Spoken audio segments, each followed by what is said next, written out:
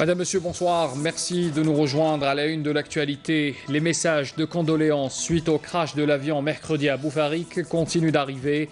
Le président de la République, Abdelaziz Bouteflika, a reçu des messages de la part de plusieurs chefs d'État étrangers. On y revient dans un instant. Le grand oral d'Ahmadou Yahya aujourd'hui devant la presse nationale, le Premier ministre dans sa sortie médiatique a brassé large en évoquant toutes les questions ayant trait à l'économie du pays et d'autres questions également à suivre en détail tout à l'heure.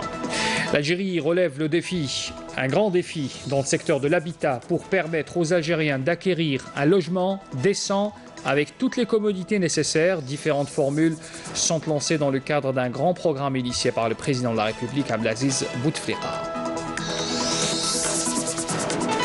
Et puis dans ce journal, on parle également de cette caravane de solidarité dotée de denrées alimentaires, de tentes et de couvertures qui a pris son départ depuis Ingezem dans la wilaya de Tamanrasset pour sillonner la zone frontalière entre l'Algérie et le Niger, allant à la rencontre des familles nomades algériennes mais aussi nigériennes. Voilà pour l'essentiel de l'actualité. On commence d'abord par les messages de condoléances suite au crash de l'avion mercredi à Boufarik. Ces messages qui continuent d'arriver. Le président de la République, Abdelaziz Bouteflika, a reçu des messages notamment du président angolais, du président syrien et puis du secrétaire général des Nations Unies, Antonio Guterres. Notez également que le président de l'Assemblée générale de l'ONU, Miroslav Lajčák, également adresse un message de condoléances. Également un message reçu par le président de la République de la part de l'ancien président sud-africain Thabo Mbeki et du chef de l'église orthodoxe russe, le patriarche Kyriel. Il faut savoir que le président de la République a reçu en tout une soixantaine de messages ces 3 derniers jours, des messages de condoléances émanant de souverains, de chefs d'État, de premiers ministres et d'autres responsabilités, ainsi que de responsables d'organisations internationales et régionales. Représentant le chef de l'État, le président du Conseil de la Nation, Abdelkader Ben Salah, est arrivé ce samedi à Dammam, près de Dahran, en Arabie Saoudite, pour représenter le président de la République, Abdelaziz Bouteflika, au 29e sommet de la Ligue arabe, et qui se tiendra à partir de demain. À cette occasion, Ben Salah est accompagné bien sûr par Abdelkader Ben Salah, ministre des Affaires étrangères, à cet événement pan-arabe. Le grand oral d'Ahmadou Yahya, on y arrive justement aujourd'hui donc devant la presse nationale. Le Premier ministre dans sa sortie médiatique a brassé large en évoquant toutes les questions ayant trait notamment à l'économie du pays, à la situation sécuritaire en Algérie et dans la sous-région également, mais aussi les questions de subventions sociales et la promotion de la langue amazigh, autant de questions que nous allons bien sûr développer dans un instant. Mais avant donc, le Premier ministre avait tenu aussi à renouveler ses condoléances aux familles des victimes et au corps de l'armée nationale populaire suite au crash de l'avion militaire survenu mercredi dernier à Boufarik. On écoute Ahmadou Yahya. سيداتي سادتي بداية أجدد التعازي لعائلات شهداء كارثة سقوط الطائرة العسكرية يوم الأربعاء بقرب من مطار بوفاريك، ونتمنى الجنة لشهدائنا، وأن ربي سبحانه يعطي الصبر والسلوان لأهاليهم، كما نعبر كذلك على تضامننا مع الجيش الوطني الشعبي الذي يقدم تضحيات باستمرار خدمة لأمن الجزائر شعبا ودولة. Voilà donc pour ce moment de recueillement, ce moment solennel qui a été donc tenu par le Premier ministre. La conférence de presse d'Ahmadou Yahya a été aussi l'occasion donc d'étayer le bilan annuel de son gouvernement, chiffres à l'appui, avec les réalisations dans les divers secteurs, mais aussi les indicateurs macroéconomiques du pays. Les détails avec Amel Warba. S'exprimant lors d'une conférence de presse consacrée à la présentation du bilan du gouvernement, le Premier ministre Ahmadou Yahya a qualifié les résultats réalisés par l'Algérie en 2017 de corrects, et ce en dépit de la crise économique sévère due à une chute drastique des cours du pétrole. Le Premier ministre est revenu sur le montant total des investissements réalisés en 2017 financés par le budget public ou par des crédits bancaires qui, a-t-il dit, s'est élevé à près de 3 300 milliards de dinars, soit l'équivalent de 30 milliards de dollars. Il a fait savoir que grâce au recours aux emprunts du Trésor auprès de la Banque d'Algérie en octobre 2017, le gouvernement a procédé au dégel de plus de 1500 projets pour un montant global de 260 milliards de dinars. S'agissant des investissements engagés par le budget de l'État en 2017, le Premier ministre a précisé que les dépenses d'équipement ont totalisé 2291 milliards de dinars, consacrés essentiellement au soutien à l'habitat avec plus de 287 milliards de dinars, mais aussi à l'éducation et la formation, les infrastructures économiques et administratives, l'agriculture et l'hydraulique, les structures socio-culturelles, ainsi que les programmes communaux de développement et le soutien à l'activité économique. Ahmed Ouyahia a illustré ses propos par une panoplie de chiffres sur les réalisations enregistrées durant 2017 dans différents secteurs. Il a cité entre autres la réception de plus de 300 établissements scolaires tous paliers confondus dans l'éducation nationale, l'ouverture de plus de 25 000 places pédagogiques dans l'enseignement supérieur, la réception de 7 grands hôpitaux dans le secteur de la santé, ainsi que la livraison de plus de 287 000 logements et le lancement de plus de 160 000 unités dans le secteur de l'habitat. Ahmed Ouyahia a également mis en avant de grandes réalisations d'infrastructures économiques dans le secteur de l'énergie, des travaux publics et des transports. Concernant le secteur de l'emploi, le Premier ministre a annoncé qu'un total de plus de 560 000 postes d'emploi ont été créés en 2017, dont plus de 92 000 dans la fonction publique. Pour ce qui est des investissements globaux financés par les banques en 2017, le Premier ministre a affirmé qu'ils sont au nombre de 1835 projets pour un montant de plus de 943 milliards de dinars, alors que les investissements réalisés dans le secteur de l'énergie ont touché 52 projets pour un coût de 158 milliards de dinars. Abordant les investissements étrangers mixtes réalisés dans le cadre de l'ANDI, Ouyahia a évoqué 116 projets initiés en 2017. Il a à ce propos cité certains grands projets dans lesquels l'État a joué un rôle prépondérant, à l'image du complexe sidérurgique d'El Hadjar, qui connaît un plan de relance ainsi qu'un partenariat avec un groupe émirati. En outre, le Premier ministre a rappelé que les investissements financés par l'ANSEJ en 2017 ont concerné plus de 4 400 projets, pour un montant de 22 milliards de dinars. Le Premier ministre a par ailleurs souligné que le gouvernement est chargé d'appliquer un plan d'action validé par le président de la République et que le débat autour des échéances électorales doit intervenir au moment opportun. Écoutez Ahmed Ouyahia. الحكومة فخورة أن تعمل تحت قيادة فخامة رئيس الجمهورية. Le gouvernement est très honoré de travailler sous l'égide du président de la République. Il vous a présenté un plan d'action qui a été adopté par le Conseil des ministres sous la présidence du président de la République. Demandez-nous des comptes sur la réalisation de ce plan d'action. Appelez-le par la suite gestion des affaires courantes ou gestion des affaires stratégiques. Vous avez posé une question à un responsable à une année des élections. Il est tout à fait normal qu'il y ait des commentaires. De notre côté, en tant que gouvernement, nous accomplissons notre mission tout en respectant l'opposition et les partis de la majorité à l'Assemblée populaire nationale. Nous sommes là pour faire notre travail, qu'on soit critiqué ou qu'on soit soutenu. Ce sont des choses tout à fait normales. Je vous demande juste d'avoir une vision plus large dans vos analyses de la situation pour comprendre le pourquoi de ces tractations et tergiversations politiques. Plus nous nous rapprochons de l'année 2018 et plus ces tergiversations vont crescendo, à l'approche d'un rendez-vous important dans la vie du pays, que tout un chacun attend ou prépare à sa manière. Deuxièmement, beaucoup d'intérêts ont été inquiétés. Le gouvernement est là pour défendre la balance des paiements du pays. Il s'agit là de l'indépendance économique du pays, ce qui a dérangé quelques importateurs qui activent sur le marché. Et c'est tout à fait compréhensible, ce qui a suscité toutes ces réactions. Je ne suis pas ici pour vous présenter la rentabilité du gouvernement que je dirige, mais je présente aujourd'hui la rentabilité de l'Algérie durant l'année 2017. Mais j'ai également annoncé la présentation du bilan des dernières années et des 2 dernières décennies pour semer l'espoir dans le pays, mais également pour répondre aux détracteurs.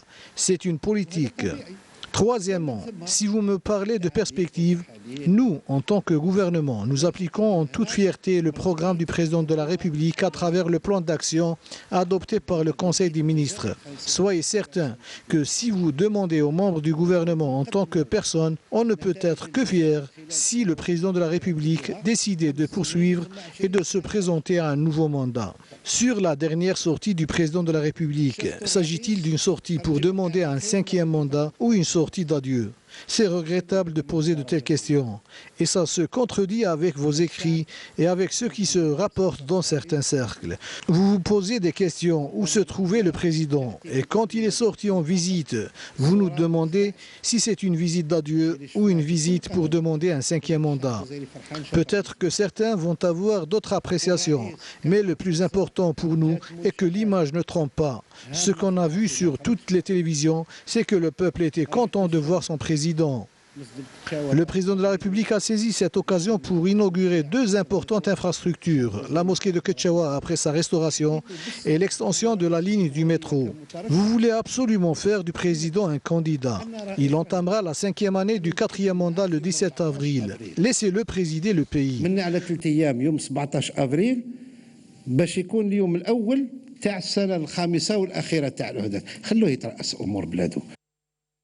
Voilà pour la précision du Premier ministre. Le Premier ministre qui a également abordé une autre question importante, la question de la révision de la politique de subvention sociale. Ahmed Yahya souligne que 2 commissions ministérielles des secteurs des finances et de l'intérieur planchent en ce moment même sur ce dossier. Yahya rassure, les couches sociales ayant des revenus modestes et même moyens ne seront pas touchées par cette révision à partir de 2019. Écoutez. في تعديل سياسة الدعم الحكومة تسهر باش ما تتمسش طبقات. La politique de subvention publique est à corriger. Les couches défavorisées ne seront pas victimes d'une révision. Les pouvoirs publics feront tout leur possible pour épargner les couches moyennes. Il est inconcevable que des gens touchant 300 000 à 1 million de dinars par mois bénéficient de la même subvention que des citoyens à faible ou à moyen revenu. Le gouvernement a mis en place 2 ateliers, l'un au niveau du ministère des Finances qui travaille en collaboration avec la Banque mondiale afin de tirer profit des expériences des autres pays ayant apporté des changements à leur politique de subvention.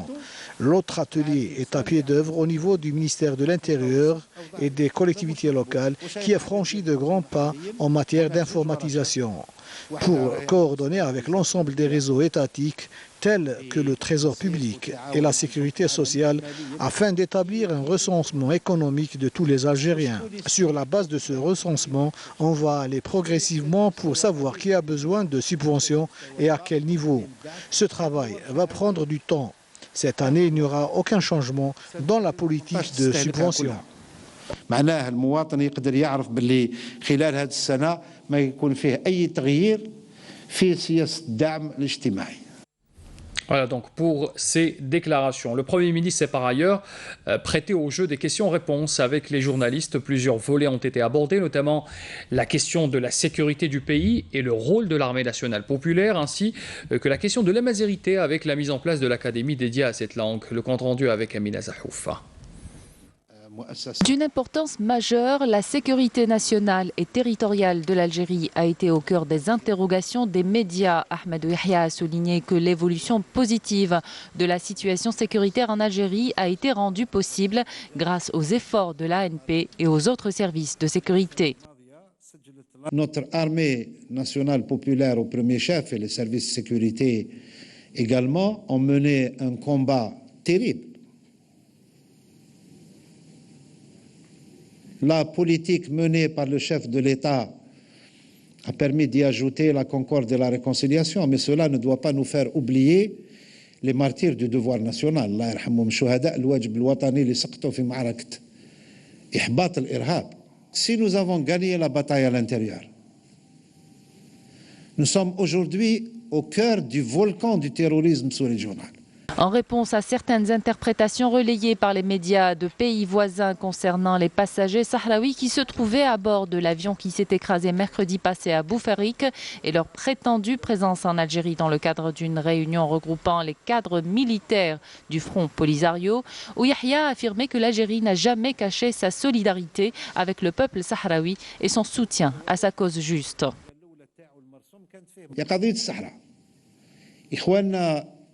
المغربيين المغاربه باغيين يجعلوا منا طرف في الوقت اللي صاحب القضيه. Le malentendu entre l'Algérie et le Maroc voisin est sur la question du Sahara occidental. Les frères marocains veulent que l'Algérie soit partie prenante du conflit. Or, le concerné est le Front du Polisario et la République arabe sahraoui démocratique et non l'Algérie. Les autorités algériennes ne céderont pas à l'offensive médiatique marocaine et observeront, comme ils l'ont toujours fait, la sagesse dans le traitement des questions internationales en œuvrant au développement des relations avec tous les pays et non le contraire.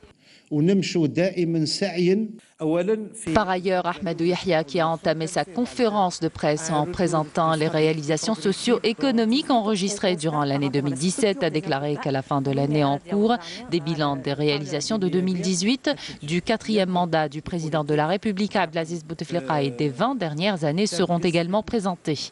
Selon le Premier ministre, l'élaboration du bilan des réalisations des 2 dernières décennies était nécessaire pour répondre à ceux qui s'interrogent où sont passés les 1000 milliards de dollars et pour mettre en exergue l'effort colossal consenti durant cette période sous la direction du président de la République Abdelaziz Bouteflika. Rappelant la promotion de la langue amazigh au rang de langue nationale et officielle lors de la révision constitutionnelle de 2016, le Premier ministre a réaffirmé l'engagement de l'État pour le développement de la culture amazigh, à même de souder encore plus l'unité nationale. Il a précisé à cet effet que le projet de création de l'Académie de langue amazigh est sur la bonne voie. Puis notez que vous pourrez suivre l'intégralité de la conférence de presse du Premier ministre Ahmed Ouyahia sur notre chaîne Canal Algérie, juste après le journal de 20h en langue arabe. Une autre déclaration du Premier ministre, elle concerne cette fois une question internationale. L'Algérie, par la voix d'Ahmed Ouyahia, dit regretter les attaques menées très tôt ce matin en Syrie par les États-Unis, la France et la Grande-Bretagne. Le Premier ministre assure que le règlement politique reste la solution idoine à cette situation. Écoutez.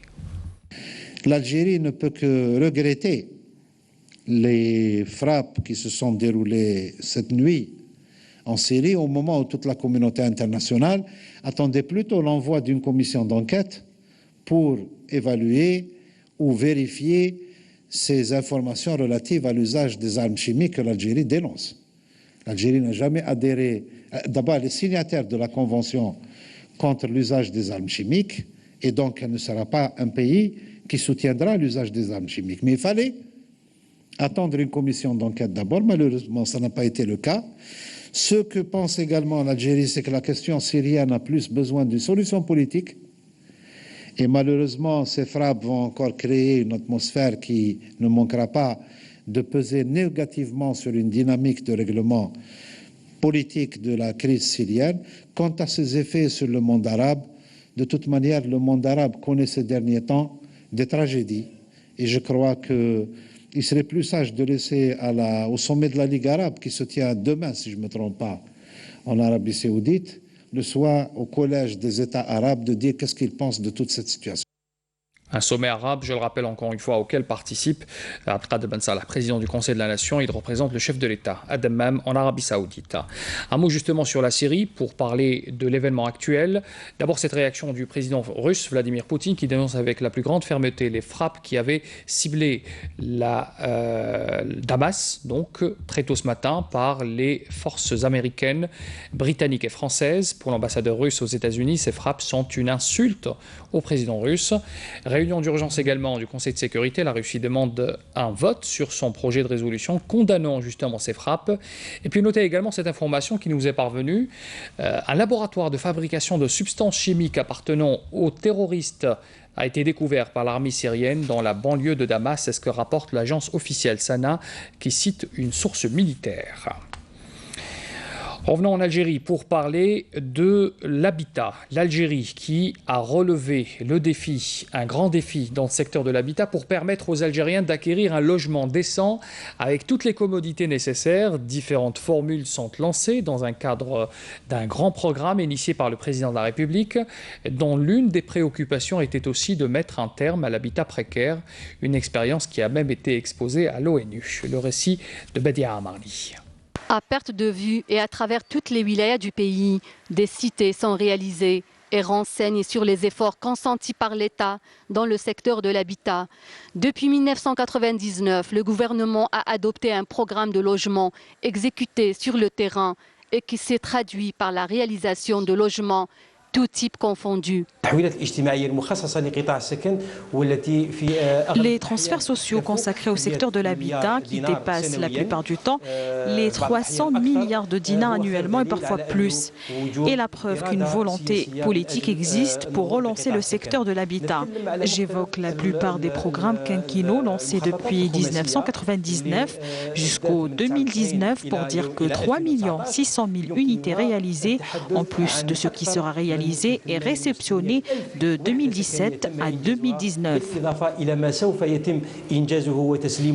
Le rêve d'avoir un logement en Algérie est devenu une réalité. L'État a procédé à la distribution des logements AADL 1 et le lancement des projets AADL 2 à travers toutes les wilayas du pays. En plus de la diversification de l'offre avec de nouvelles formules, entre autres le logement socio-locatif, rural, LPP et promotionnel. Des formules mises en place pour satisfaire la demande de toutes les franges de la société. Ils m'ont rendu heureuse avec mes filles. C'est vrai, nous étions à l'étroit, mais maintenant, Dieu merci. Tant que nous avons des responsables comme ça, il y a de l'espoir.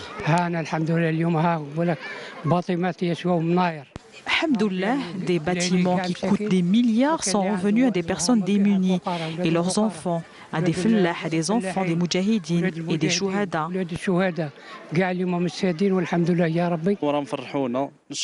Nous sommes très contents. Nous remercions le président de la République, Abdelaziz Bouteflika, pour les efforts qu'il fait. Alhamdoulilah, nous avons maintenant un logement. Grand merci à Bouteflika. Nous sommes très heureux et je le souhaite à toutes les familles de bénéficier de logements. En plus du défi de la quantité dictée par la crise du logement, les efforts du secteur se sont orientés vers la réalisation d'autres défis, celui de la qualité, prenant en compte l'aspect urbain et les spécificités économiques, sociales et écologiques de chaque région. Tout ceci en respectant le cachet urbain local de chaque wilaya. C'est ainsi que des groupements d'habitation ont été réalisés, de même que de nouvelles villes dotées de toutes les commodités. En 2000, nous parlions du taux d'occupation des logements qui était de 7 personnes pour un seul logement. Aujourd'hui et à la fin de 2017, ce taux a atteint les 4,6%. Cela représente un indicatif très positif. L'autre défi de l'Algérie est de mettre terme définitivement à l'habitat précaire, faisant de l'Algérie première capitale africaine sans logement précaire. Une expérience présentée dernièrement à New York avec tous ses détails contenus dans le programme du président de la République, Abdelaziz Bouteflika, pour en finir avec l'habitat précaire. L'Algérie a donc réalisé les objectifs tracés par l'ONU dans ce domaine. Nous avons des exemples concrets au niveau d'Alger et dans les wilayas intérieurs. La majorité des programmes de logement sont destinés à cet objectif.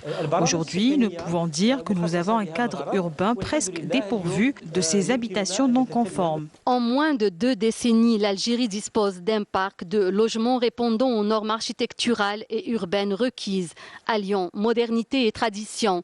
Les efforts se poursuivent et l'objectif est toujours le même, mettre à la disposition des citoyens un logement décent avec toutes les commodités. Puis en matière d'énergie, il y a également beaucoup d'évolutions dans ce domaine. Plus de 160 mégawatts d'électricité de sources renouvelables seront dans un dans peu de temps mis sur le marché. C'est une annonce faite ce samedi par le ministre de l'Énergie Mostafa Guitouni. Il faisait cette annonce en marge de la 22e journée de l'énergie tenue sous le thème « Une transition énergétique pour un modèle à 50% durable » et ce à l'occasion de la journée du savoir Yaoum el-Ilm tenue à l'école polytechnique en présence également de la ministre de l'Environnement et des Ressources durables. Notez également que le développement d'une industrie des énergies renouvelables en Algérie dépend de la mise en place d'un cadre législatif plus attrayant et de la recherche scientifique en la matière au niveau local. C'est ce qu'a indiqué encore le ministre de l'Énergie, Mostafa Guitouni. Allahu Akbar, Allahu Akbar. Ashhadu an la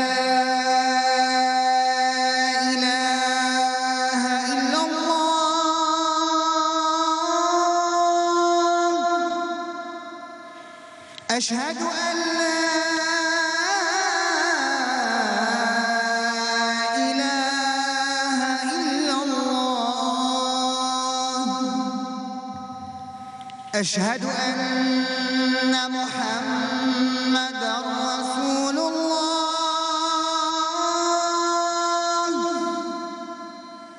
أشهد أن محمدًا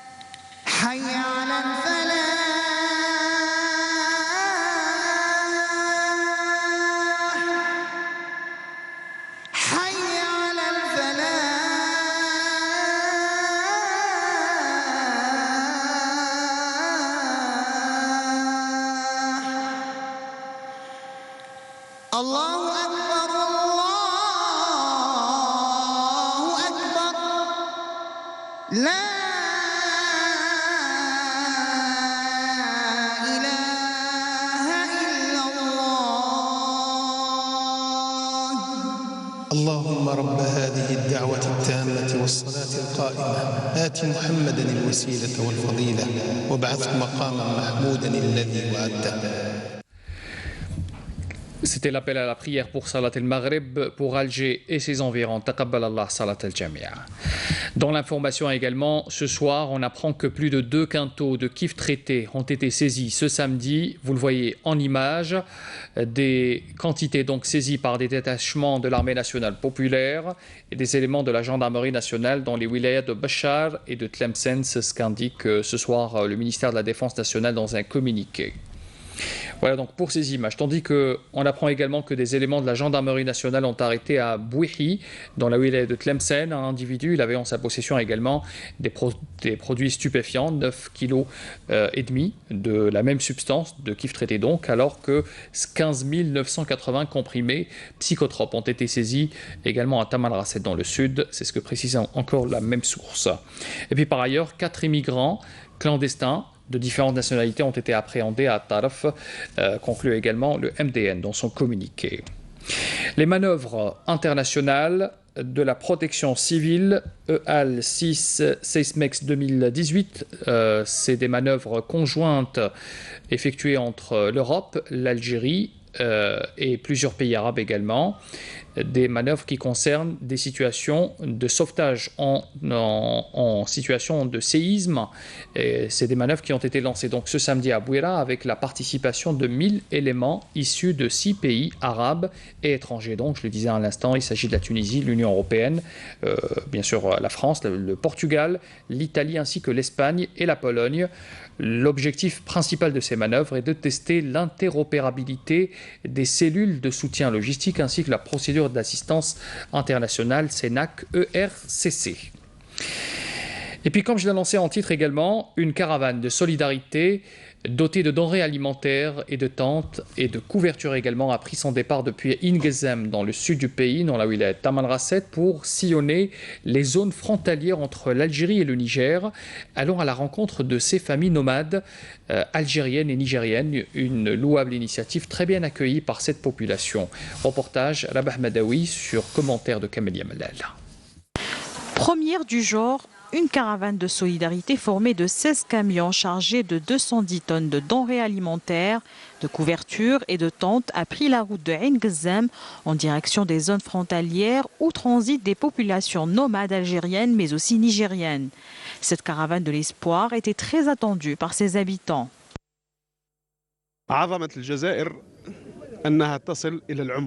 Le président de la République veille toujours à l'intérêt des Algériens, où ils se trouvent, et ceci n'exclut pas la pensée qu'il a pour nos frères, les Nigériens, qui se sont installés avec les Algériens au fin fond du désert. C'est une action humanitaire en premier lieu, mais aussi une initiative qui apporte de la chaleur et du réconfort au sein de nombreux foyers démunis. Cette opération va certainement se poursuivre. C'est dans ce lieu, dit Al-Boura, à 40 km de Ain Ghazam, que les denrées ont été distribuées au premier lieu au profit de 1500 familles démunies qui ont à leur tour salué cette louable initiative. Une opération qui va s'élargir dans les prochains jours en lançant d'autres caravanes à caractère médical.